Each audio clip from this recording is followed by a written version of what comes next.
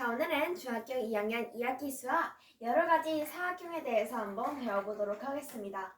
자, 우리가 지난 시간까지 평행사변형의 성질과 평행사변형이 되는 조건에 대해서 배웠는데요. 오늘은 평행사변형이 아닌 다른 직사각형, 마름모, 정사각형, 등변사다리꼴 이렇게 네 가지 사각형에 대해서 더 한번 배워보도록 하겠습니다. 자, 먼저 직사각형인데요. 첫 번째 직사각형.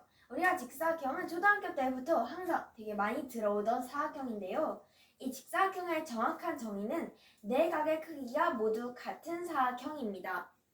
이 사각형의 네 각의 크기의 합이 360도이고 네 각의 크기가 모두 같아서 360도를 4로 나눠주면 즉 한 각의 크기는 90도, 직각이라는 사실을 알 수가 있습니다.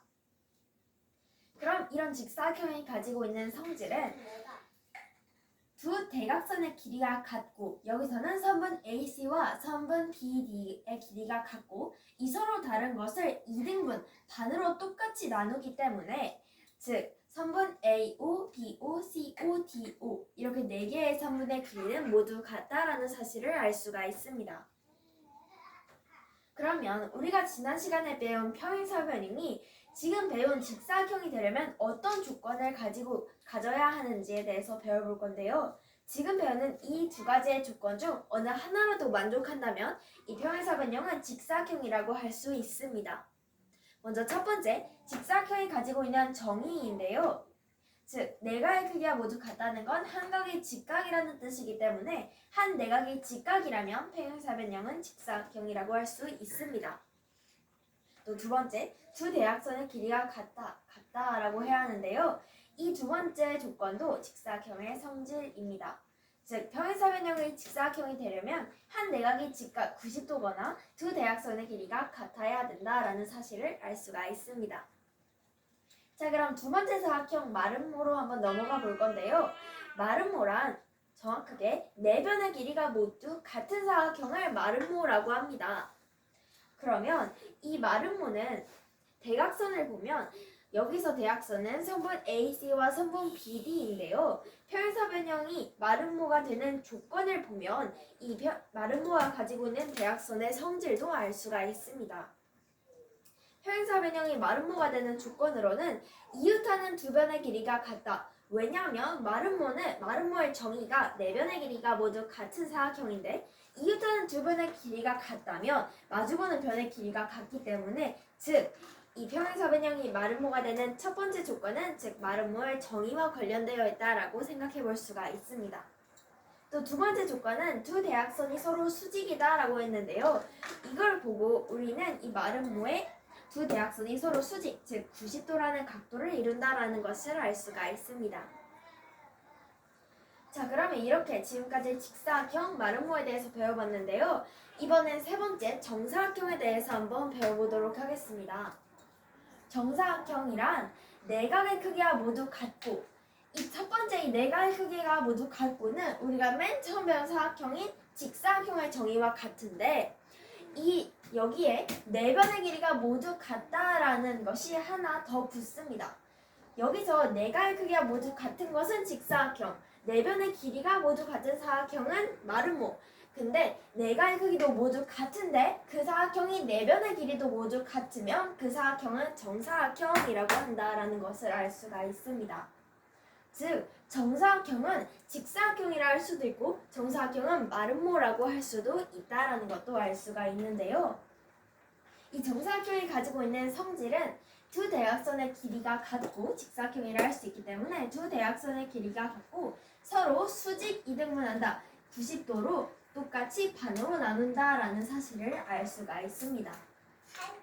그러면 지금까지 배운 직사각형이 정사각형이 되는 마름모가 정사각형이 되는 조건에 대해서 배워볼 건데요. 먼저 직사각형이 정사각형이 되려면 첫 번째, 정사각형에서 정의에서 볼 수 있듯이 네 가의 크기가 모두 같아야 하고 또 네 변의 길이가 모두 같아야 하기 때문에 이웃하는 두 변의 길이가 같으면 직사각형이 정사각형이 될 수 있고 또는 두 대각선의 길이가 같으면 직사각형이 정사각형이 될 수 있습니다. 두 번째로 마름모가 정사각형이 되려면 한 내각이 직각이거나 90도이거나 두 대각선의 길이가 같다. 이렇게 두 개 중에 하나면 또 직사각형 이 두 개 중에 하나의 조건을 만족한다면 직사각형이 그리고 마름모가 정사각형이 될 수가 있습니다. 자, 이제 마지막으로 등변 사다리꼴에 대해서 배워볼 건데요. 우리가 전부터 직사각형, 마름모, 정사각형 이렇게 세 가지 사각형은 많이 들어봤는데 등변 사다리꼴은 처음 들어보는 건데요. 근데 여기에서 사다리꼴은 우리가 배워본 적이 있습니다. 먼저 이 사다리꼴의 정의를 정확하게 짚고 넘어가 보면 사다리꼴은 이 한 쌍의 변이 평행한 사각형을 말합니다. 이 사다리꼴 앞에 등변이 붙었는데요. 변이 같다. 그럼 이 등변 사다리꼴의 정의는 밑변의 성분 BC의 양끝각, 여기서는 각 B와 각 C의 크기가 같은 사다리꼴이라는 것이 등변 사다리꼴이라는 것이라는 걸 알 수가 있는데요. 이 등변 사다리꼴의 성질을 보면 평행하지 않은 한 쌍의 대변의 길이는 같다. 즉, 이 선분 AD와 BC가 평행하다면 평행하지 않은 선분인 선분 AD와 선분 BC의 길이는 서로 같다라는 것과 두 대각선의 길이가 같다. 선분 AC와 선분 BD의 길이가 같다. 이렇게 두 가지 성질을 알 수가 있습니다. 즉, 이 등변 사다리꼴이라는 것은 밑변의 양끝 이 각 B와 C의 크기가 같은, 이건 오타인데요. 각이 같은 사다리꼴을 말합니다. 자, 오늘은 이렇게 여러 가지 사각형, 직사각형, 마름모, 정사각형, 등변 사다리꼴에 대해서 배웠는데 한 번씩 다시 정확하게 보자면 직사각형은 모두 내각의 크기가 90도로 두 대각선의 길이가 같으면서 서로 이등분하고 마름모는 내변의 길이가 같으면서 두 대각선은 서로 수직 이등분한다.